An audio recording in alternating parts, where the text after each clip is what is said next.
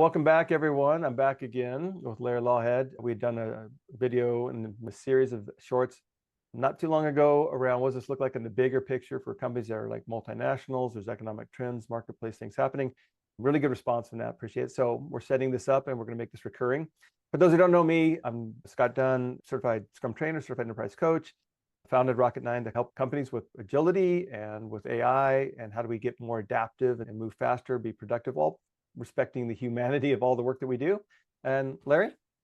Yeah, I've worked in the IT industry in Southern California for about 20 years. I'm now retired and have time to hang out with Scott a lot more. So that's why I'm here to just hang out with my friend, talk about AI, things that interest me, and see if we can give you some helpful tips on how to apply AI agents and AI thinking to your work. Awesome. Yeah. So for those who don't know, Larry and I typically pair on the AI for Scrum Masters class from Scrum Alliance and the AI for product owners workshops from Scrum Alliance. So you would see us there and we just enjoy that kind of interaction. And yes, Larry's very passionate about it. So let's dive into this. So some of the things that we've been looking at that have come up, and this is the first one we're going to dive into. There'll be a series of these. And this is, for those who don't know, the shift from AI agents versus chat. So I'm interacting in chat versus doing. And some of this is going to be about what does that look like for the workflows. We did an interview with Chris Lucian down at Hunter in San Diego, for those who don't know him.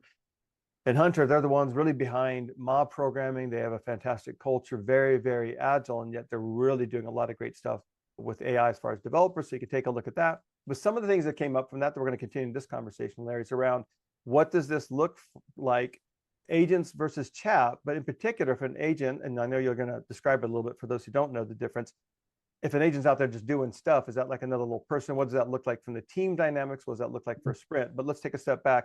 Can you just give us a quick rundown, agents versus chat, for those who don't know? Yeah, I did a search for this and found some interesting information from Microsoft that I just thought I'd summarize real quick here. Chatbots are reactive.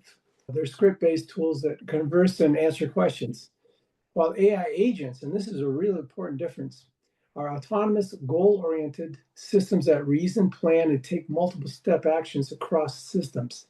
If you wanted to have a good conversation with a friendly voice, then a chatbot's probably okay. My daughter posted some of these back a couple decades ago. She was playing around with chatbots, but that's about all they can do. They're just reactive. But if you really want a tool to help you think deeper, not think for you, but help you think deeper, then an AI agent is the thing. And this is also important. Chatbots don't really retain the conversation, but an agent maintains context and learns from past interactions to improve, whereas traditional chatbots, like I said, don't do that. So to summarize it, chatbots are conversational, rules-based agents. They're like a virtual assistant. But an AI agent is an autonomous helper, almost a worker. I hate to, put personality around it, but that's kind of how it is. And the AI agent stands at your side, ready to help you at all times. And he understands who you are. He understands your work. And the more you work with it, the more interesting the help will be that the agent gives you. Right. We know the audience can be people that are on Scrum teams, people that are Scrum Masters, people that are IT managers, leaders, and leading the change. So the significant pattern that we've been watching is that we have a lot of people using AI tools like ChatGPT. Everyone knows ChatGPT. It's been out there for a long time. What we're seeing is a problem with, say, adopting and moving forward. And this new difference especially became very prominent in the first quarter of this year, is the power of those two, as Larry described, just go off and do their own thing. So I can give it a go. So I did that recently with Claude Cowork, and it just goes out there and checks our SEO numbers and makes recommendations. And it's doing it all the time. It's just like, to Larry's point, someone just comes in my office and says, here you go, I bring you a random weekly report. It's just doing that. I'm not interacting anymore. It's just one and done and running.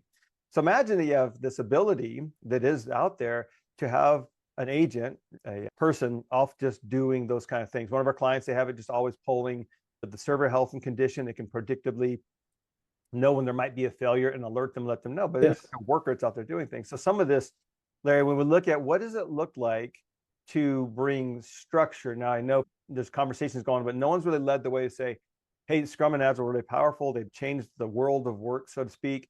But those were very set 1, 2, 3, 4 week cycles. They had cross-functional teams of a certain size. But now we've got these agents that could be like a little bit of a person. So Chris Lucian, in that podcast I mentioned, he said he has 4 of them running. His job now is to make sure, are you busy? You got something to do? Good. I'm going to the next one. And they'll run for hours. So now if we're looking at this what does it look like to deliver work? What does this look like for Agile and teams? And I think that part about what does the process look like? Agents are powerful. If you know the power of ChatGPT, imagine that just running constantly. But if your process isn't in place and you don't know what this looks like, you're just going to automate and speed up. Yeah. Yeah, right. The garbage of the work that gets done. Yes, right. To go back to an old thing that we used to say when you're trying to introduce somebody to iterative product development, like Scrum or something, this process is only going to show you what in your workflow is broken. And it's going to make that brokenness even more broken. Well, if you really want to up the ante, AI agents, you start to employ them over a broken process, and that broken process is going to get even more broken. When I thought about this argument that you brought up here, Scott, it really is important to spend time to think about why do we do what we do, and to rationalize those processes. Now, here in Europe, bureaucracy is part of the daily lifestyle of any person, right? Right. And sometimes I have an idea about bureaucracy a little bit. Is why is it there? And if you can't really define why it's there, you need to get rid of it. Now, I know companies also have the same thing. I remember working for a bank a few years ago, and I was getting ready for an audit. And so, how do we get ready for the audit? So I looked through all the rules and stuff and things to do a pre-audit. Basically, are we doing what we're doing? But then I asked my manager, "Why are we doing this?" He didn't even know.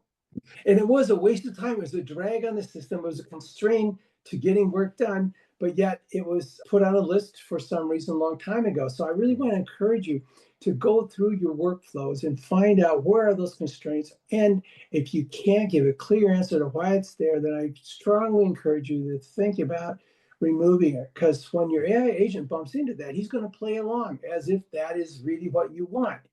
Right. And maybe you even forgot that it's there, and then you're going to get some pretty unusual answers. And then I would hope this doesn't happen, but then you're going to go, oh, this whole AI thing is a bunch of bunk. It's not helping me at all. Well, again, let's not abandon the ship too early. Fix the process, and you'll see that your AI agents are really going to be helpful to you. Yeah, I think so. On that point, I'm going to take a step back, and this might come across a little short or blunt for the folks listening to it, but those who know me, I normally ask permission to shoot straight with you. We're just in the space of unprecedented change. Larry and I know, like, we've been in there, and Larry was even in this before me on what AI can do. The reality is, like, the power is absolutely there. And I'm experiencing it myself personally. Like that point I made about the SEO, we've wrestled with getting the numbers and manual effort and going through Google Analytics and going through the Google Search Console and all that. And now it is just done. It's done instantly. And it's not only data, it's information. So for anyone's been in IT, that classic thing of like, I don't want just data, I want information. AI is bringing the insights, and AI is bringing resolution. And not only that, we were stuck on an issue about security protocols with email deliverability. It's DKIM for those who know. We were stuck on that for a long time. And again, AI just says, here's the things to do, and running through that. So to Larry's point, we're shrinking this idea of bureaucracy and delays on some of that. I think in some ways, when I look at the agents that I mentioned, Larry, we know we have dysfunctions in our organizations and certainly across teams, and it can be systemic. But if you're agentifying things, they're just running and doing things. Like, I created several design options for the new things. I've created page recommendations for you. I know you're looking at that, Larry. I've created a new product idea. But you've not only eliminated all the politics, turf wars, and all that, like, you've done away with that, but you've also eliminated those delays and all those handles. So one thing that's an aside I didn't mention, Larry, is we're almost done with the new Certified Agile Coach program from the Scrum Alliance. I've been helping in part with actually Joe Bancroft Connors, which is a real treat. But he's really good at value stream analysis. And so watching him do his work there, and it's pretty cool. But that's systems thinking. And I was sharing, like, man, not a lot of people know this. I might be a team coach, but the system of work is where you can get a lot of bureaucracy and delays. Well, again, agents can do all that, because I'm not going to another department to get my new designs. I'm not going to another department to do server provisioning. Those things are just happening, right? We can lay that out and run. I think that's powerful because it eliminates delays, but it also eliminates dysfunctions. Second thing, though, I think that's really important, and Chris Lucian did touch on this quite a bit, and I think it's a great example for those who haven't listened on the technical side. And that is, how do we still collaborate, though? Because the one person I really think highly of, leads the Aldo Scrum Master as a company, he said it is like that Dr. Seuss story of the Sneetches and the stars on theirs. We do see people running ahead with AI, but they're doing it in isolation. And that point about systems, Larry, is we're not going to win as a group or a team or a company if only one person's Yeah. running ahead, and other people are like, I'm not even sure what you Yeah. mean when you say agent. I thought I was doing it right with ChatGPT, right? So we'll come back around to some practical takeaways and action items, but these are some of the things on my mind. Any thoughts on those things, Larry? Yeah, I was thinking, because I've done a couple of models just for the fun of it. Here is a workflow. Go through this workflow and point out possible constraints. And the Love it. AI agent will just do that. And I like what you said. The agent will get to know you after a while. Will get to know your organization. But the answer you're going to get is going to be pretty blunt. I ran something yesterday or a couple of days ago, and it just said, do this first. It's broke, get Yeah. rid of it. I thought, well, There you go. okay. Such a It's great point. so use your agent as an assistant here to help you analyze your workflows and point out those places where you have constraints. It'll save you a ton of time. Plus, then it gives you something to think about. Yes. So you remember Cody Fletcher, one of our technical But coaches, yeah, he's moved on. But one of the things he always said that I loved, he said, done is better than perfect, or done is better than good. So I'm just going to encourage the people that are listening to this, really as your action items or takeaways, again, have a bias to action. So certainly if you're a yes, Scrum Master, you're a change agent. So you got to lean in. I think what Larry and I are talking about here isn't just like, are we using AI? One, think about AI in the transformation. Is there a plan? Is there a roadmap? If not, try to step in that void and say, hey, something's better than nothing. We can't sit idly by, because the power that Larry's talking about with agents now, just literally creating a virtual workforce, which is amazingly fast and cheap. It said, not perfect, but it does. What's the plan? If there's not a plan, lean into that. Or if you're on the product side, what's going to move forward in these product spaces with the new product ideas, what's happening in your market analysis, all the things you never got time to do to get out of the office where the real action is with the customers. Well, now you get that time. Are you moving forward? If you're a leader, have you communicated the vision about what we're doing with AI? Have you given some sense of psychological safety? Like, hey, everyone's got job security. You may not have role security. Here's what we're thinking. But in absence of that, people will fill in the void. So my call on this part is do something, move forward, not just for yourself personally, what you know with AI.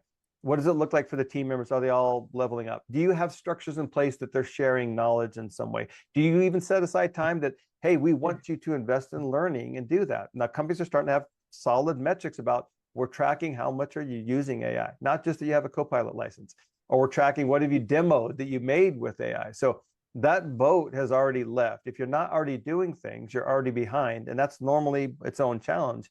But Larry, at this speed right now, if they're not moving forward now, that gap is going to grow yes, exponentially this year, is what I'm going to see. absolutely. I absolutely agree, Scott. If you feel like you're behind, don't give up, but get on board and start informing yourself and start working this and give your teams plenty of opportunity to experiment. And Chris talks about that at length. And so we won't talk about more here, but it's really important. Then learn from each other, and it'll increase. The knowledge will increase throughout your organization. You don't have to have a big, long seminar or anything. Just get them out there, help them to swim. They'll help each other to swim. Love it. Yeah. So that's an encouraging note. And for me, I know, find what works for you and your own work style. Is it that the first thing I do when I come into work is I'm going to spend 5 minutes reading up on AI, or I'm going to do something? For me, the game changer was this year, I'm not going to do a task without trying to see how AI could do it first Oh, yeah. and start cutting in. I think that wedge is really important. One of the coaches that would show up for the Cal alumni talked about the wedge of change. We're in this space with the visibility of work. I track all my tasks every day, what type of tasks are. If I create a special category for, is it strategically related to AI? If I don't see some of those colors in a given day or week, I'm not making it happen, right? We all are plenty busy with work to do, but I'm starting to see that moving those things over is paying dividends already. I'm not spending time doing that. And find the style of AI that works for you. People don't know. Yes, You can change the exactly. tone. For me, I'd much rather be blunt with me. And Larry, you mentioned that example, how it shot straight with you. For me, it literally called me out last week saying, if you don't delegate that, that's not a failure of the idea. It's a failure of your inability as a leader to delegate. I needed to hear that. Why am I still in the weeds technically on the things? I should just hand it to one of the teamers to run with that. So find the style, play with it, do something each day or each week or on the weekends. Maybe if you're up before the kids or whatever, take that time to invest in yourself. But my friends, if you're in that leadership role, you're not just investing in yourself. You're Yeah. raising the ceiling of leadership for everyone on the team, because a lot of people are Yes. waiting to see who goes first. And when you go first, even with mistakes, the AI didn't do it right, or the data was a little off, doesn't matter. It's going to be really powerful. And what Larry's talking with agents just running on their own, or that systems ability like Rovo for Atlassian, now it can look across your teams. You can start to see the delays and gaps. Unbelievably powerful in ways we haven't had the time and investment to do any of those efforts before. You'd have to bring in a whole fleet of Yes. outside consultants or pay a high price. I'm getting that same level of expertise as a consultant to me strategically with what we're doing, the knowledge of these technical things like Google search, analytics, DKIM, et cetera. There is always an expert there ready for you, basically for free to tap into it. So I'm encouraging people, lean in, do something. And then, like you said, Larry, it's going to add on step by step past that. All right, my friends, I know it's quick in and out. We've got lots of topics to cover. If you're interested in this space of where like AI meets agility, what does that mean for me practically in the work that I do? If you don't mind being challenged, if you can pick up, Larry and I are just trying to like challenge, but also encourage you. There's a lot of information out there. A lot of people have that snake oil aspect of like, you can make $1 million today. We're just trying to help you where you are now in your workplace and all the crazy in the corporate space, all that practical nuggets, things that we're seeing out there and we're bringing back from the clients, from the classes, what we're seeing out there in the space. So if that sounds like something that's helpful for you, keep coming back. You'll see a lot more of these coming up as we kick off this new series. Larry, thanks for the time. Always love talking to you. Everybody else, we hope to see you in a future episode. And leave a comment if you want to thread about anything you want us to pick up or chat about.